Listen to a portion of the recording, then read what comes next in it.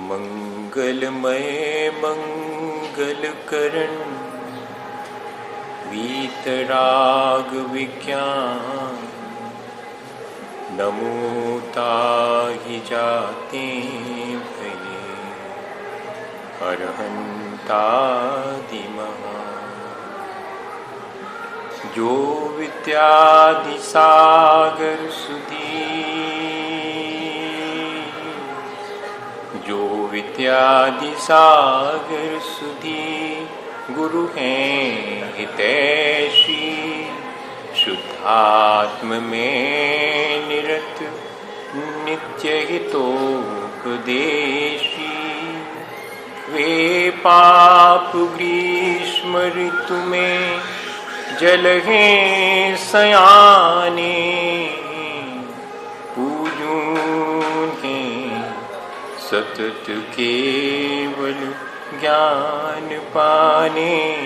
पूजूं हैं सतत केवल ज्ञान पाने। बोले भगवान महावीर स्वामी की 10 लक्षण पर्व की आचार्य गुरु और विद्यासागर मुनि महाराज की।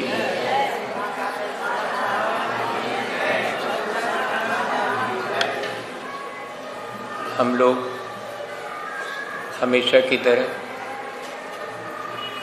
10 लक्षण पर्व के निमित्त से अपने जीवन को अच्छा बनाने के लिए प्रयत्न कर रहे हैं। 10 लक्षण को पर्युषण भी कहते हैं। पर्युष का अर्थ होता है सुबह होना। सुबह तो सूरज के उगने से होती है संसार में, लेकिन जीवन में धर्म की सुबह कैसे हो,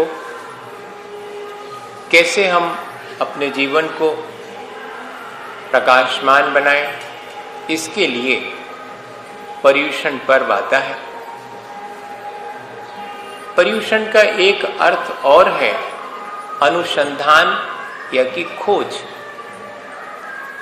संसार में भौतिक पदार्थों की खोज और अनुसंधान निरंतर चलता है, लेकिन जो खोज कर रहा है उसकी ही खोज करना, उस आत्मा के स्वरूप को खोजना, उसे प्राप्त करना, ये शिक्षा अपने को पर्युषण में प्राप्त होती है अगर अपन लेना चाहें तो। और तीसरे नंबर पर पर्युषण का अर्थ आराधना, पूजा, सेवा या उपासना होता है, जिसमें अपन भगवान जिनेंद्र के चरणों में आराधना या उपासना करके अपने जीवन में अपने परिणामों को निर्मल बनाने का प्रयत्न करते हैं।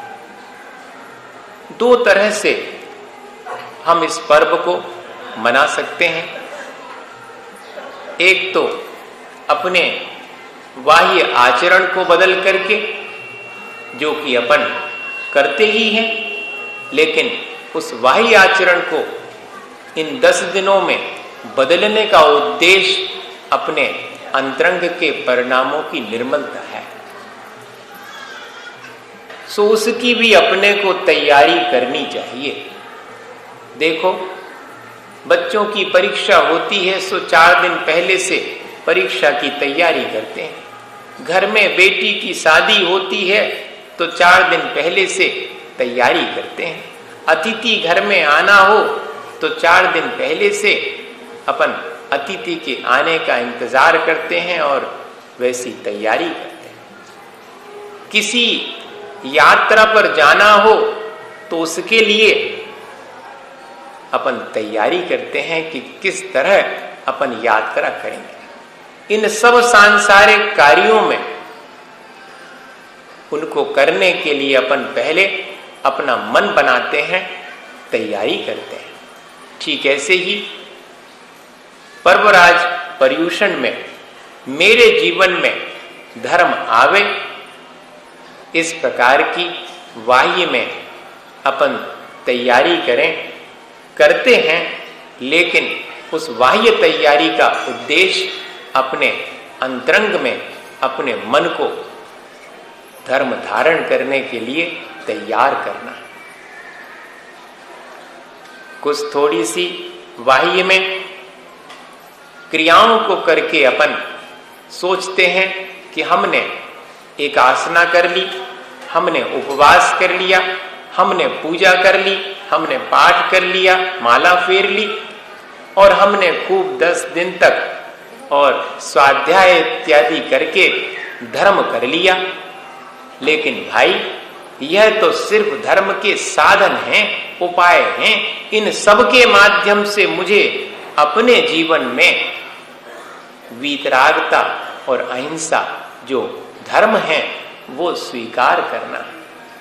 इसके लिए ही ये सारी तैयारी अपन करते हैं। ऐसा विचार करके इन 10 दिनों में अपन अपने अंतरंग परिणामों को संभालने की, कषायों को जीतने की और अज्ञानता को दूर करने की कोशिश करें। उसके बिना तो धर्म जीवन में आता नहीं है। देखो, अगर किसी व्यक्ति को बहुत बढ़िया केसर डला हुआ हलवा खाना हो तो वो किसी से पूछता है कि किस प्रकार केसर से युक्त सुगंधित हलवा बनाया जाए। सो सब चीजें समझ लेता है हलवा बनाने की और फिर बाद में बनाता भी है। बनाता है लेकिन खाते समय उसको रुचिकर नहीं मालूम पड़ता। तो पूछता है उस व्यक्ति से कि क्यों भाई, तुम तो कहते थे बहुत रुचिकर और बहुत स्वादिष्ट सुगंधित हलवा बनेगा, हमने बनाया लेकिन वैसा बना ही नहीं। तो वो व्यक्ति पूछता कि भाई तुमने सामग्री क्या क्या डाली? भाई तुमने जैसी सामग्री बताई थी हमने सब डाली। अच्छा, केसर भी डाली? हाँ, केसर भी डाली। अब तो उसके भी समझ में नहीं आया कि सब सामग्री थी, जितना हो सकता था बाहर से गलती कहाँ रह गई कि स्वादिष्ट नहीं बन पाया हलवा। सो जाकर के उसके घर में देखता है कि केसर कहाँ रखी हुई थी। सो केसर तो हींग की डिब्बी में रखी हुई थी। अब बताओ, पहले उसी डिब्बी में हींग रखी थी जिसमें अब वर्तमान में केसर रख दी थी, उसी में से निकाल के हलवा में डाली थी, तो भैया केसर का स्वाद आएगा या कि हींग की बास आएगी? तो ऐसे ही अपन अपने अंतरंग में कलुषित परिणाम रखें, अविवेक पूर्वक अपनी क्रियाएं करें तो उन क्रियाओं का स्वाद अपने को कैसे आएगा? वो धर्म अपने जीवन में धारण कैसे कर पाएंगे अपन? ऐसा विचार करके अपन को अपनी कषायों को हटा करके, अपने अज्ञान को हटा करके धर्म धारण किया जा सकता है, ऐसा विचार करना चाहिए और धर्म को धारण करना चाहिए। उत्तम क्षमा पहला धर्म है। कैसे मेरे जीवन में आवे? उत्तम शब्द क्यों लगाया? ख्याति, पूजा, लाभ या किसी स्वार्थ से किसी के प्रति क्षमा भाव धारण कर लेना उत्तम क्षमा नहीं कहलाएगी। सहज भाव से अपने आत्म कल्याण की दृष्टि से प्राणी मात्र के प्रति क्षमा भाव धारण करने में उत्तम क्षमा है। ऐसी तो भैया जिस चाहे के प्रति अपने मन में जब क्रोध उत्पन्न होता है, सो बात बिगड़ने जावे, सो बात को संभालने के लिए अपना घाटा जान करके अपन क्षमा मांग लेते हैं, लेकिन ऊपर पट्टी मांग लेते हैं। भीतर भीतर अपने मन में वह जो उत्तम क्षमा है वह धारण नहीं कर पाते। आज दिन ऐसी ही उत्तम क्षमा का जो अपने जीवन का आत्म कल्याण करती है उसको धारण करने का दिन है। क्रोध के अभाव को ही क्षमा कहते हैं। जब अपने अंदर क्रोध ही नहीं उत्पन्न हो तब वास्तव में क्षमा धर्म है।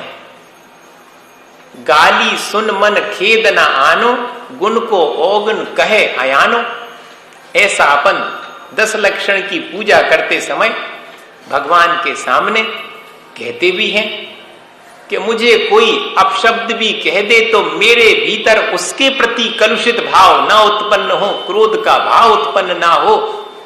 मैं उसे अज्ञानी जान करके, मुझे नहीं जानता है इसलिए तो मेरे ऊपर क्रोधित हो रहा है, मैं क्षमा भाव धारण करूं तो मेरी क्षमा मेरे आत्म कल्याण में निमित्त बनेगी और उत्तम क्षमा कहलाएगी। लेकिन क्रोध तो आए बिना रहता नहीं, भीतर तो क्रोध कषाय पड़ी हुई है, सो क्षण भर में बाह्य निमित्त पा करके और वो उदय में आ जाती है और अपन क्रोध कर लेते हैं और ऐसा जानते हैं कि क्रोध तो हमने ठीक किया है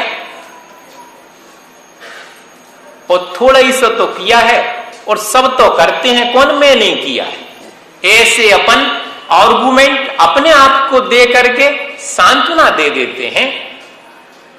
लेकिन विचार करें कि क्रोध की तासीर क्या है, कषाय की तासीर क्या है।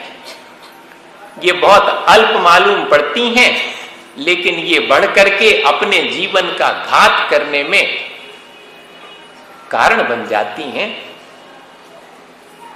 इन्हीं को सब जीव हमेशा से कषायों को करते आ रहे हैं, इसीलिए तो संसार में जन्म मरण और का दुख उठा रहे हैं। सब कर रहे हैं इसलिए मैं करूं, यह तो ठीक नहीं है।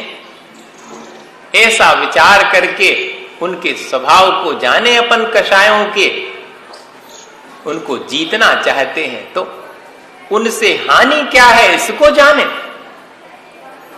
स्वभाव कैसा है कि जैसे कोई उधार पैसे लेता है, किसी को थोड़ा सा घाव हो जाता है या कि थोड़ी सी घास फूस में अग्नि जरा सी लग जाती है, दिखती तो ये सब चीजें हैं अल्प, अत्यंत कम, लेकिन ये बढ़ जावे अगर तो विनाशकारी हो जाती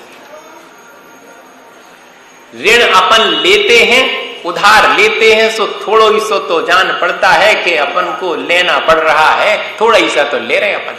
लेकिन जो व्यक्ति उधार लेता है उससे पूछो कि जिंदगी भर उधार चुका पाए, नहीं चुक पाता भैया।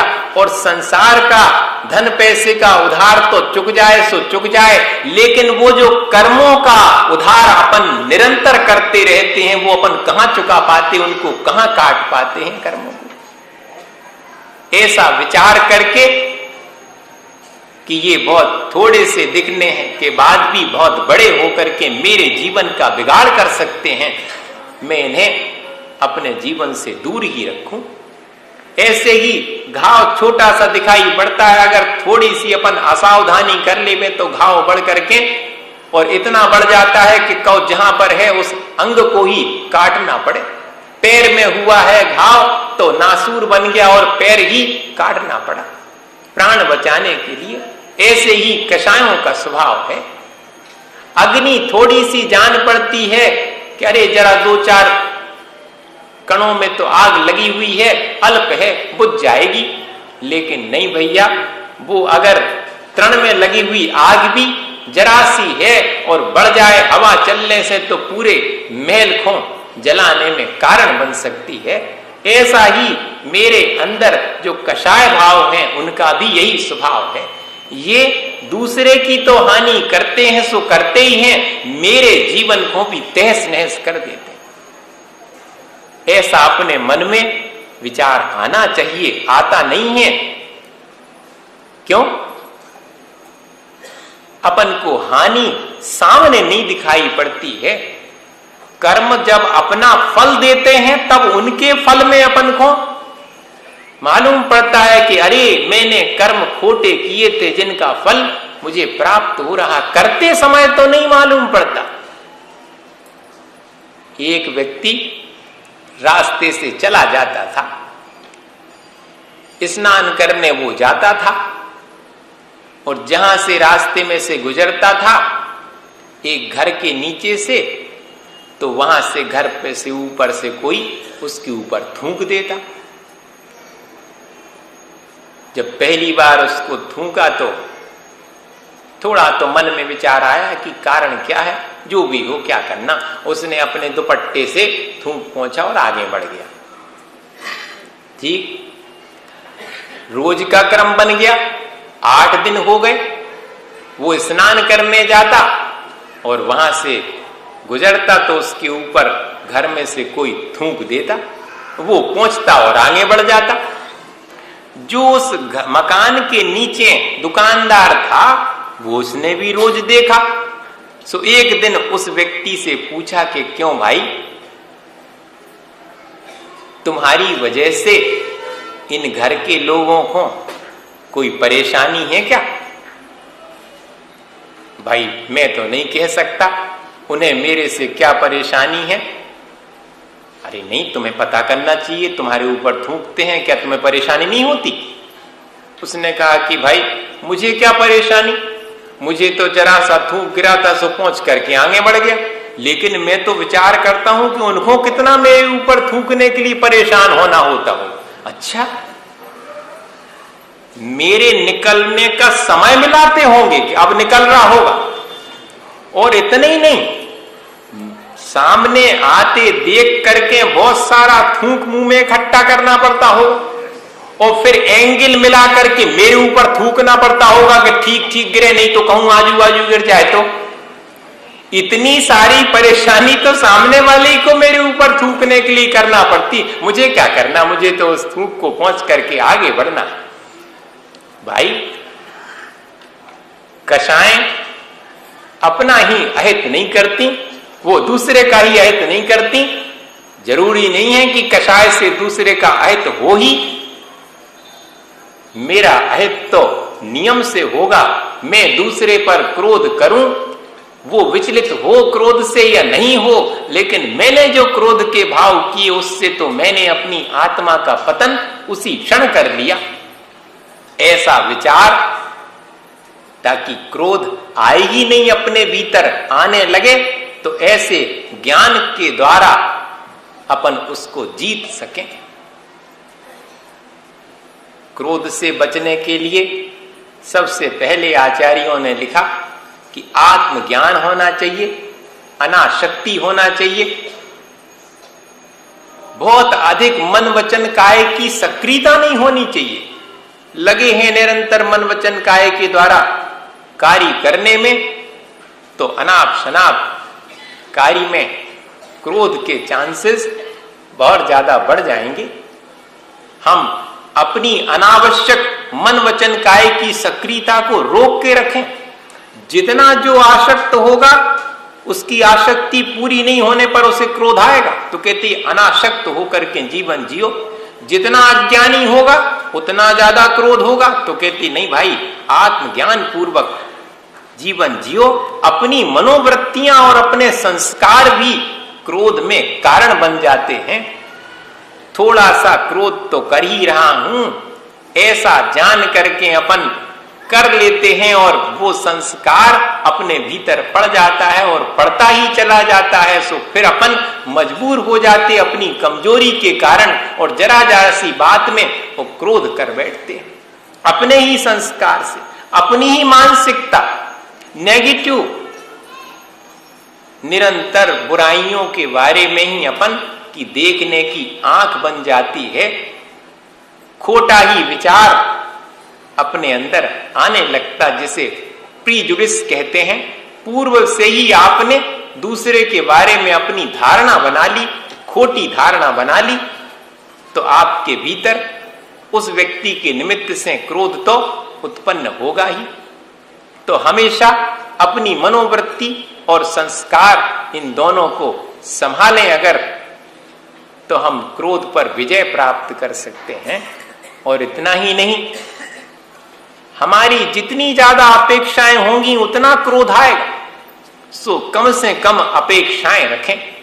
देखो, जितनी अपेक्षाएं अपनी होती हैं और अपेक्षाएं पूरी नहीं होती हैं तो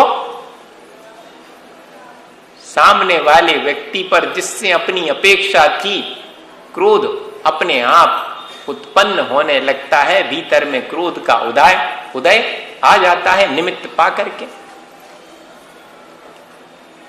एक बेटा अपने पिता के साथ जा रहा है। पिताजी ने चश्मा निकालने के लिए जेब में हाथ डाला और चश्मा निकाल के पहना। उतने में उनका चश्मे के साथ रखा हुआ 10 रुपए का नोट वो भी गिर गया। रास्ते में जा रहे थे, ध्यान नहीं रहा। पीछे जो व्यक्ति था ईमानदार रहा होगा, उसने वो 10 रुपए का नोट गिरते देख लिया कि सामने वाले के पॉकेट से गिरा है, उसी का है। सो झट से उठा करके और आगे बढ़ करके उस व्यक्ति को कहा कि तुम्हारा 10 रुपए चश्मा निकालते समय गिर गया, ये अपना रख लो। सो उस व्यक्ति को तो 10 रुपए चूंकि उसने दिए थे गिरने पर, सो उसे धन्यवाद दिया, लेकिन इसके साथ ही अपने बेटे को नाराज होने लगे। तुम हमारे संगे चल रहे हो, इतने नहीं देख सकते कि हमारे 10 रुपया गिर गए। अब बताओ,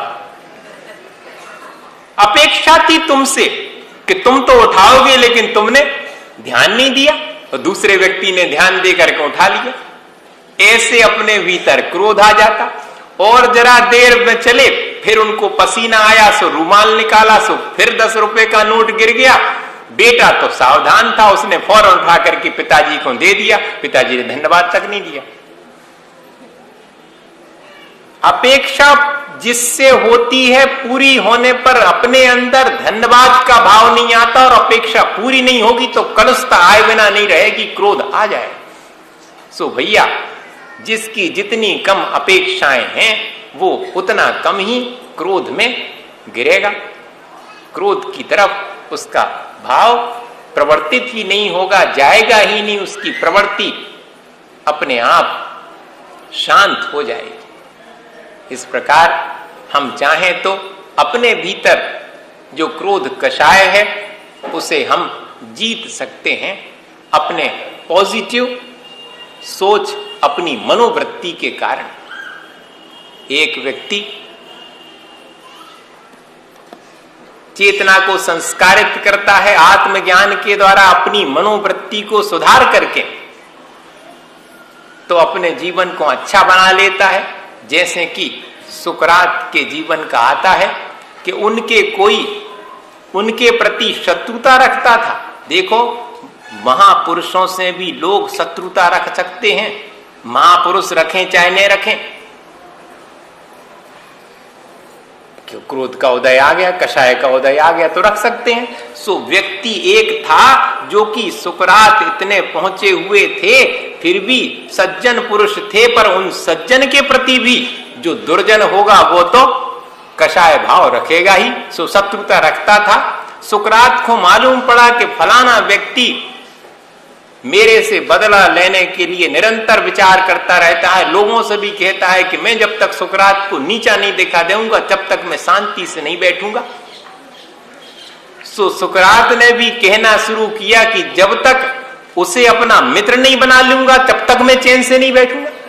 अब देखो, अपन होते तो अपनी मनोवृत्ति कैसी होती कि हम भी बदला लेंगे, और अपनी मनोवृत्ति संभाल करके और शत्रुता को ही नष्ट करने का विचार, शत्रु को नष्ट करने का नहीं, शत्रुता को नष्ट करने का विचार अपने भीतर आ रहा। सो अपना कल्याण हो रहा, दूसरे का।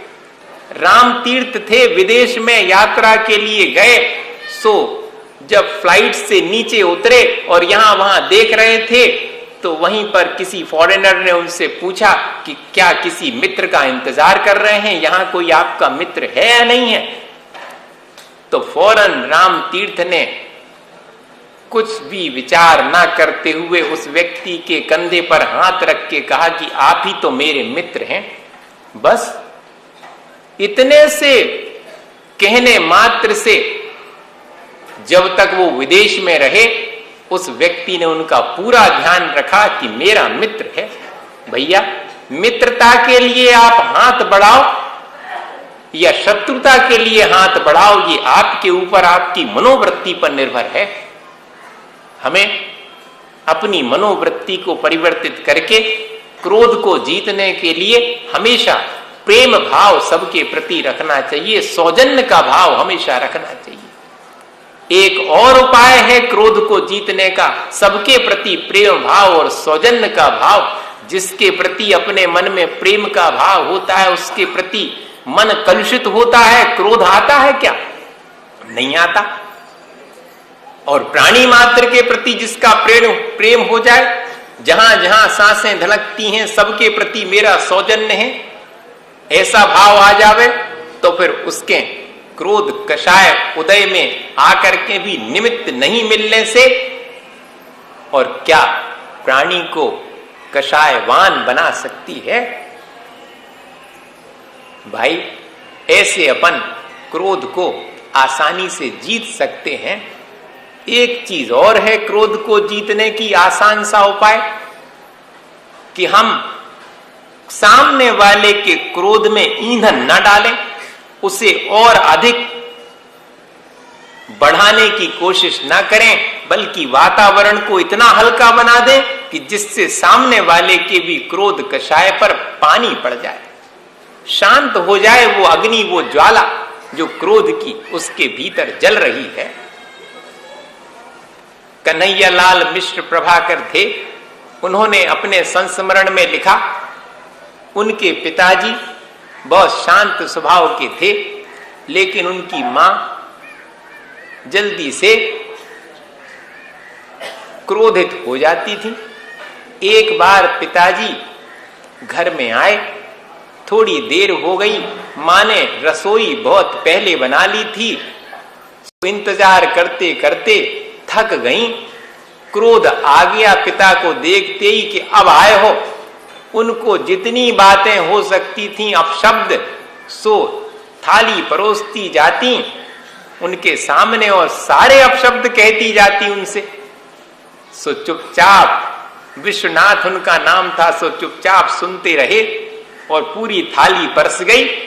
सो फिर बाद में धीरे से थाली उठा करके और अपनी जो जीवन साथी थी उनके माथे पर लगाने लगे।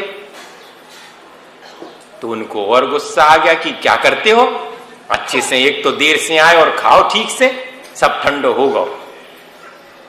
बोले भगवान सारा ठंडा हो गया और गर्मी तो तुम्हारे माथे में ये से गरमा कर रहे थे।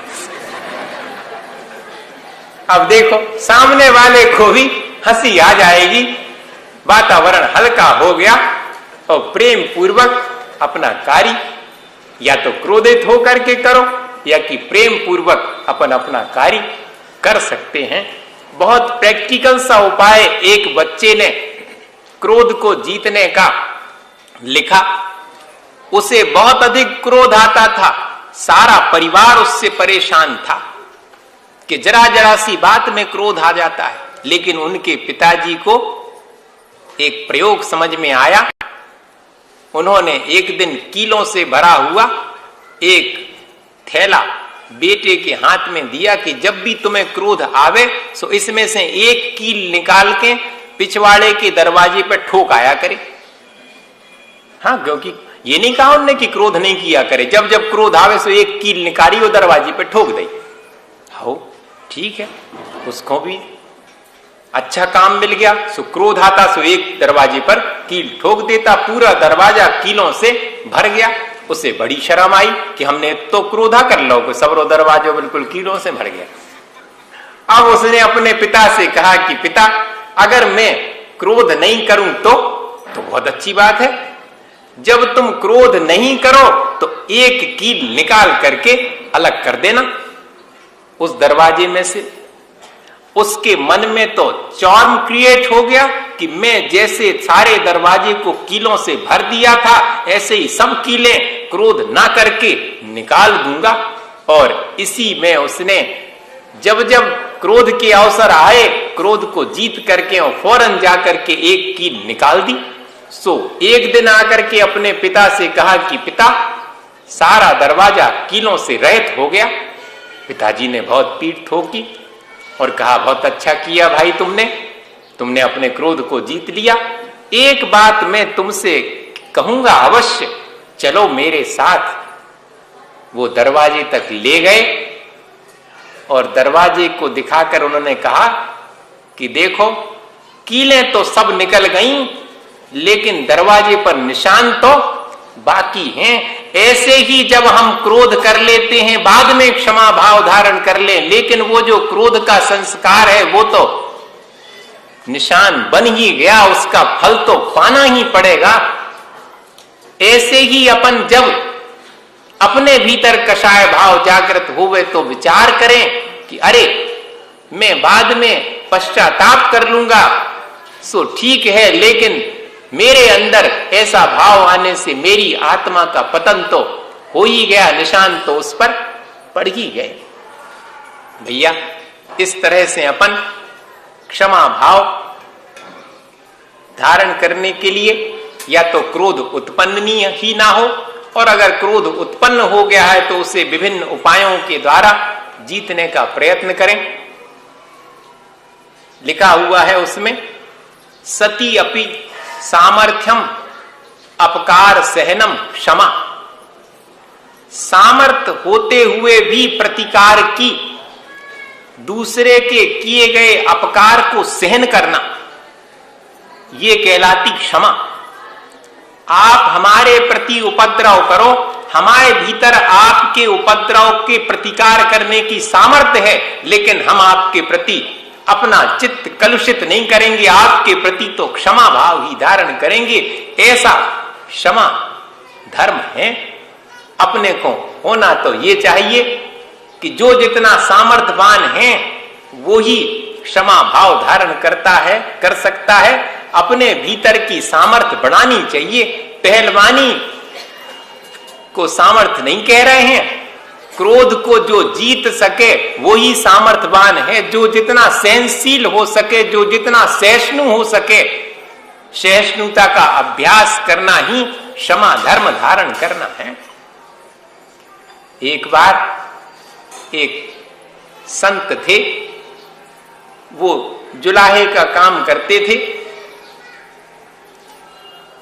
धोतियां बनाते थे हाथ से और बेचते थे। उनको बड़े शांत परिणाम थे, क्रोध नहीं आता था, नाराज नहीं होते थे। राजा का बेटा खोटी संगति में पड़ करके बिगड़ गया। सो उन सब नवयुवकों ने सोचा कि इस आदमी को क्रोध दिला के रहेंगे। देखो, दुर्जन व्यक्ति के मन में तो सज्जनता खटकती है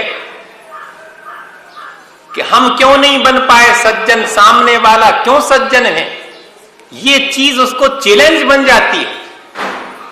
सो उन राजा के पुत्र ने अपने और नवयुवकों के साथ में एक दिन उस संत की दुकान पर पहुंच करके धोती खरीदने के लिए कहा कि हम धोती खरीदना चाहते हैं, आप दिखाओ।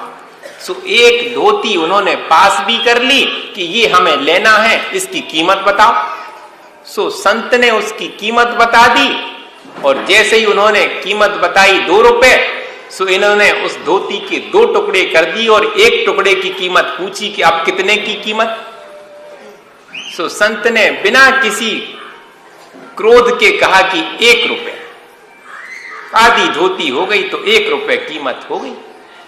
आधी धोती की कीमत 1 रुपया, तो उसने उस आधी धोती की भी आधी कर दी और फिर पूछा कि कितनी कीमत। 1 रुपए थी तो अब 8 आने बची, और ऐसे करते करते उस पूरी धोती को फाड़ करके कीमत पूछता रहा, और आखिरी में चिंदी चिंदी हो गई धोती की। तब उसने कीमत पूछी, तब भी शांत भाव से उन संत ने कहा कि भाई, अब तो उसकी कोई कीमत नहीं रही, अब कौन खरीदेगा उसे, चिंदी चिंदी हो गई धोती। वो बहुत पानी पानी हो गया कि मैंने आपके साथ ऐसा दुर्व्यवहार किया और आपने चुपचाप उसे सहन किया। सो क्षमा मांगने लगा वो राजा का बेटा और कहा कि आप अपने पूरे 2 रुपए ले लो, मैंने आपका नाहक में इतना समय बर्बाद किया और धोती भी फाड़ दी मैंने। संत ने कहा कि तुम धोती की कीमत क्या चुका पाओगे?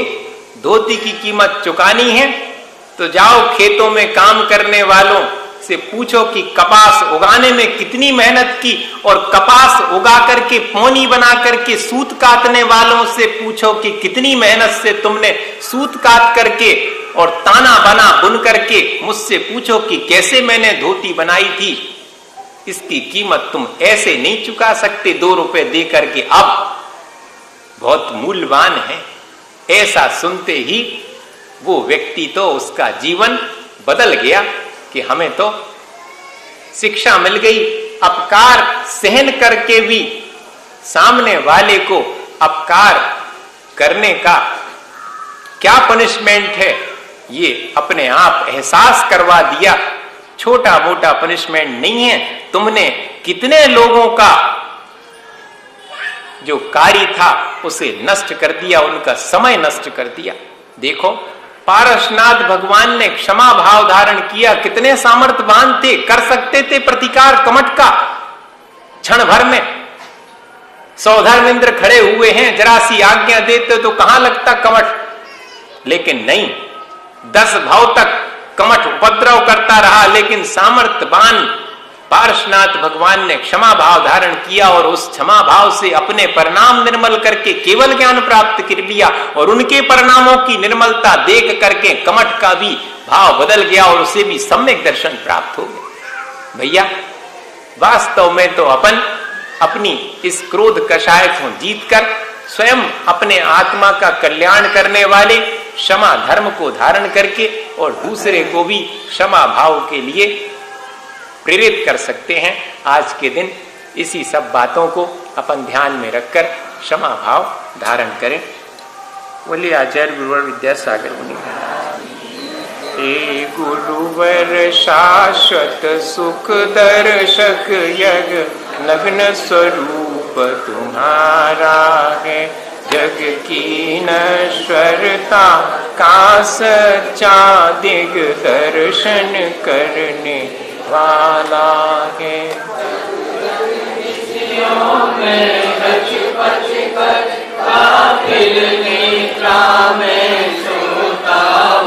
अथवा वह शिव के निष्कंटक पथ में विषकंटक बोता हो।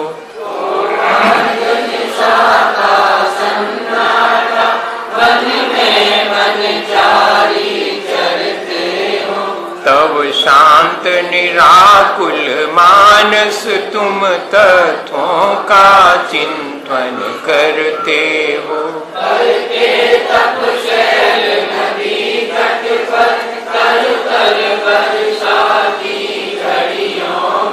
समतारस पान किया करते सुख दुख दोनों की घड़ियों में।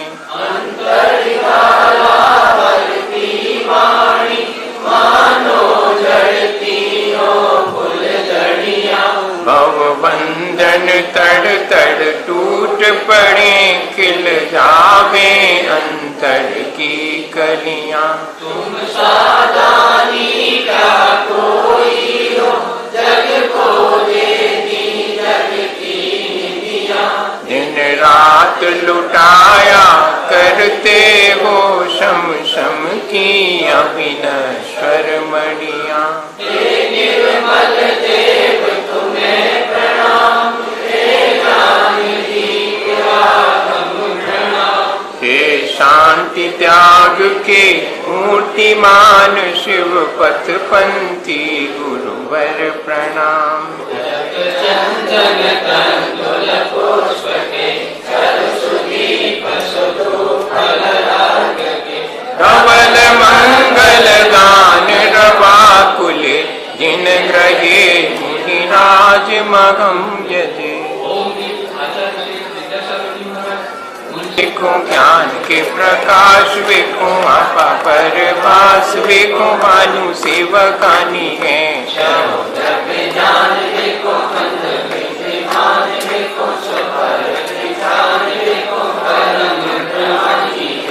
अनुभवताय वे को जीवों के जताए, वे को काहू न सताए, वे को भव्य और आनी है।